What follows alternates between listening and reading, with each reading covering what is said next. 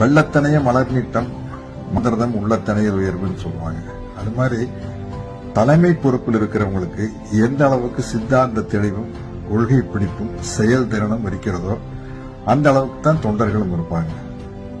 அது மாதிரி இந்த தமிழக வாழ்வுரிமை கட்சியின் தலைமை பொறுப்பில் இருக்கும் என் அன்பு தம்பி வேல்முருகனுக்கு நான் சொல்வதெல்லாம் இருக்கிறது. சித்தாந்த தெளிவு, கொள்கை பிடிப்பு, செயல்திறன், போராட்ட குணம் அனைத்தும் இருக்கிறது.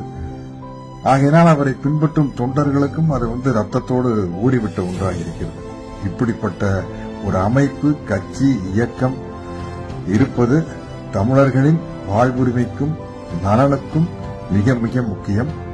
ஆகவே இந்த ஒரு கொள்கை சார்ந்த, கொள்கை பிடிப்புள்ள தமிழக வாழ்வுரிமை கட்சி மேன்மேலும் வளர வேண்டும், மேன்மேலும் அதிகாரத்தில் இடம்பெற வேண்டும் என்று மனமாற வாழ்த்துகிறேன்.